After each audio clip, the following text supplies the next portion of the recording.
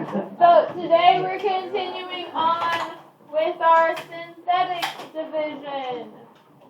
So remember that our long division we can use anytime, okay? So that's why we started with it, because there will be some instances where we have to use long division.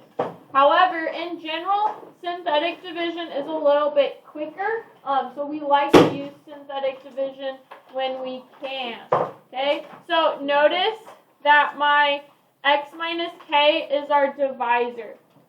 So in general, in order to be able to use synthetic division, we have to have a divisor that has a degree of 1, and it also has to have a leading coefficient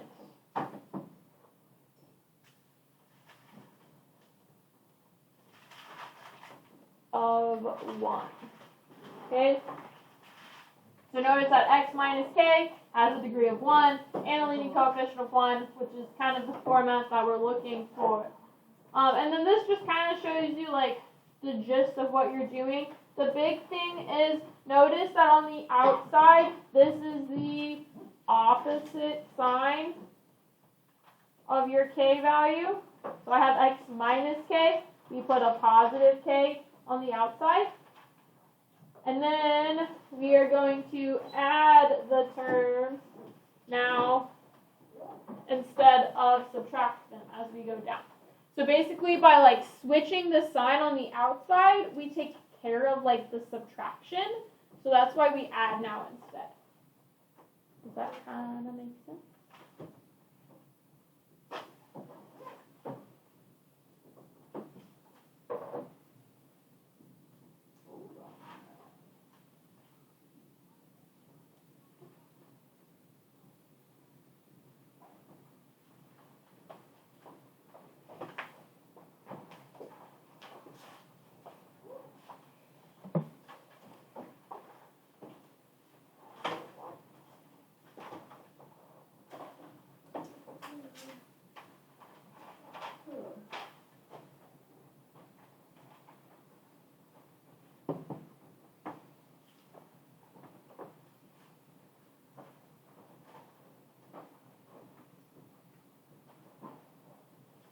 Let's look at an example.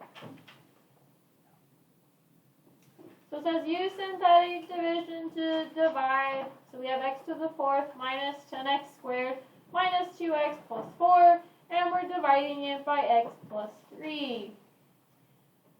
So remember that for our synthetic division, we still have to have those same rules that we did for our long division. So remember that it has to be in descending order by exponent, and we're not allowed to have any missing terms. So are we in descending order by exponent? Yeah, but do we have any missing terms? Yes, so we need to rewrite it. What term are we missing? X cubed.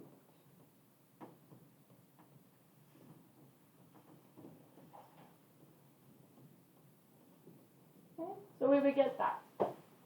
Now, one of the reasons why our synthetic division is shorter is because we're only going to be using our coefficients. So on our inside, we're going to write our dividend, but we're only going to write the coefficients for each variable. So what is my first coefficient? 1, and then 0, and then negative 10, negative 2, and 4. So remember that our first goal, we're always going to bring down our first number.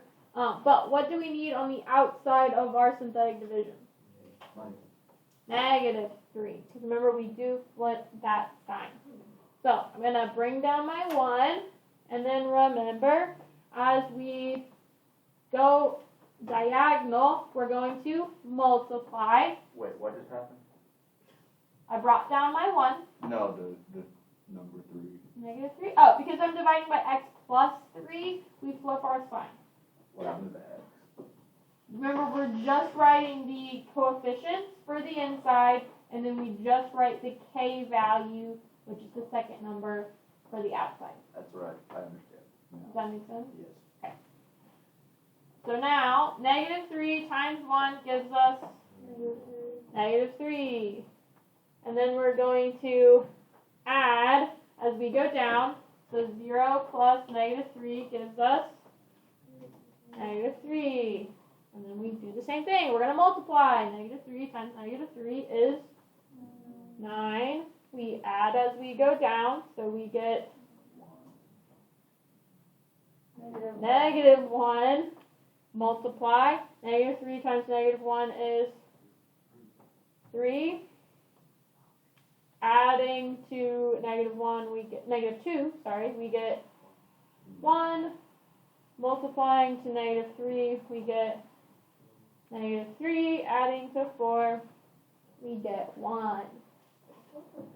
Yeah, you definitely did. I did it last Yeah, I don't remember you doing did that. see it in algebra 2. So I'm going to put a box around my last number, because your last number is always going to be our remainder.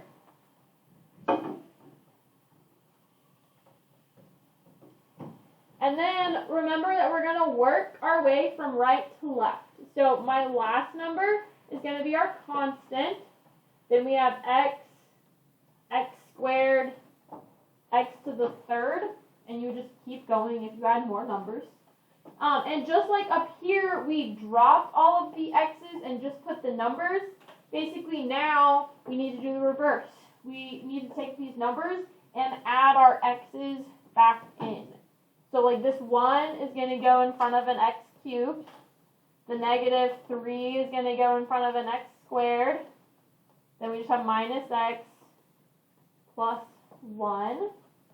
And then remember for our remainder, we're going to put our remainder over our original divisor. So we would have plus 1 because that was our remainder divided by x plus 3 because that was our original divisor. So the equation would be x cubed minus 3x squared minus x plus 1 plus 1 over x plus 3. Yep, that would be your answer. Gee, maybe if I spoke up, I would actually. Now I remember how to do it. I don't remember how to do this, but it's simple.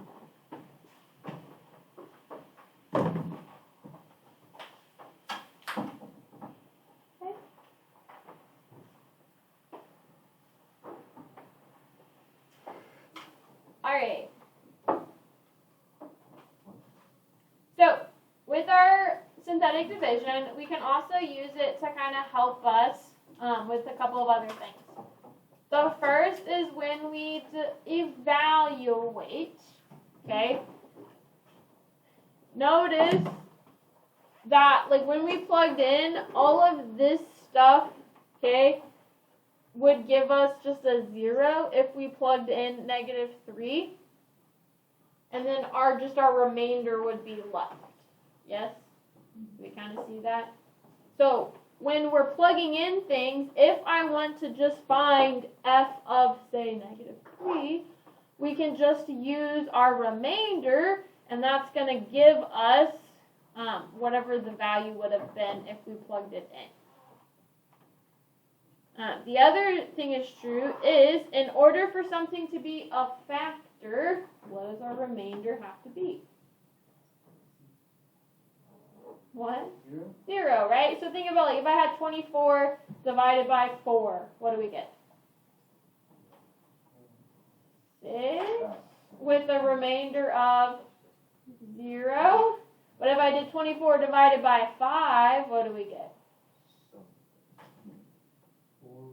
4 with a remainder of 4. So we would say that 4 and 6 are a factor of 24, but 5 would not be a factor of 24 because we get a remainder. The same thing is true with our polynomials. If something is going to be a factor of the original polynomial, we have to get a remainder of 0. So it says to use the remainder theorem to evaluate the function at x equals negative 2. So like I said, we basically just want to do our synthetic division, but then we just want to look at what the remainder is. So I'm going to set it up the same way. I'm putting my coefficients on the inside. So what goes there? So our coefficients are 3, 3, 8, 8, 5, 5, and -7. And notice this time, because we have x equals something, right, the sign is going to stay the same. It's going to be -2. Because notice that if I looked at the factor of that, it would be x plus 2. So then if we flipped it, we end up with -2 again.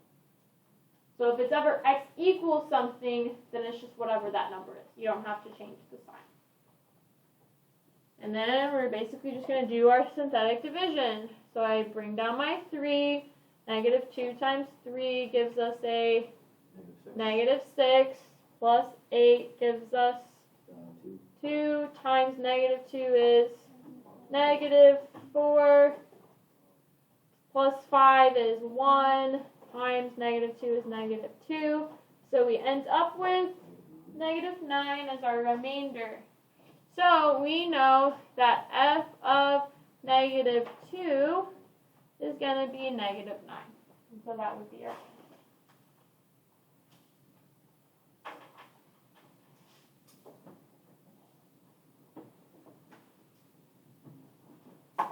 Oh, God.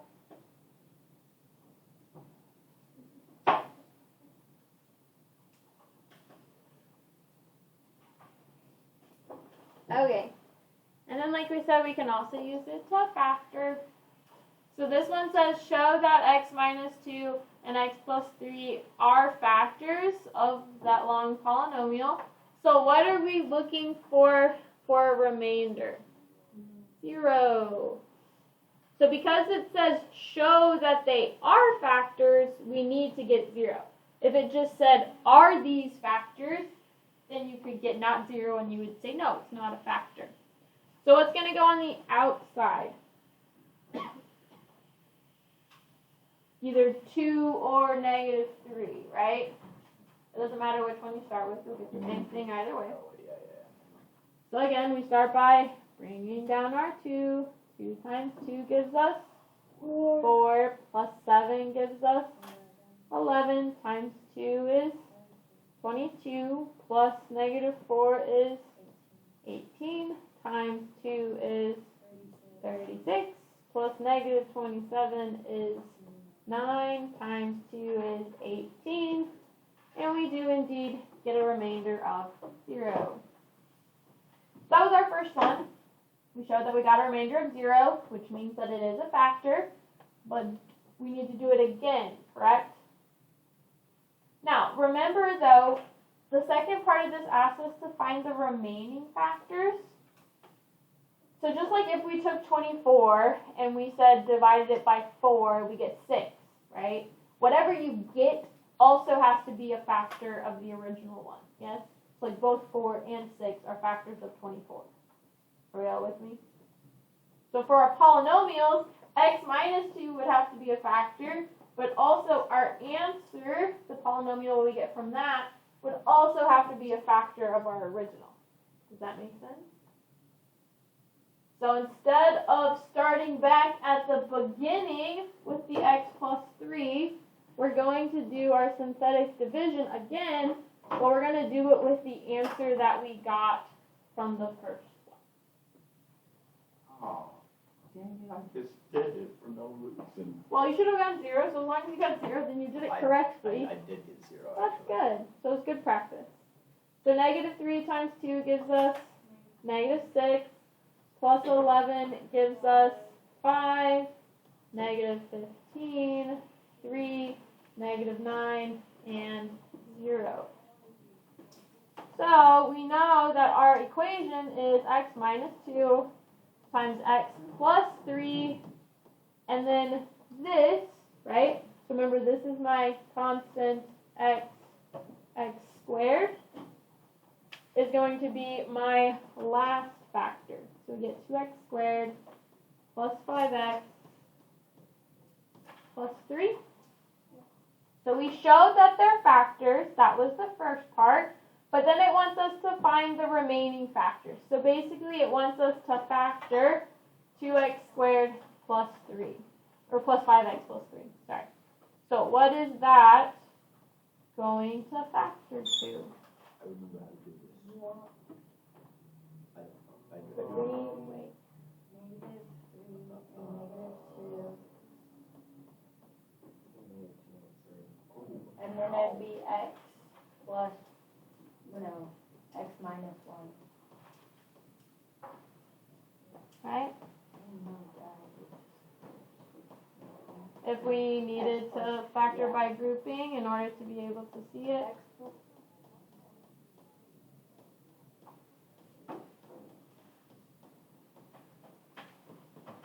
So our final answer would be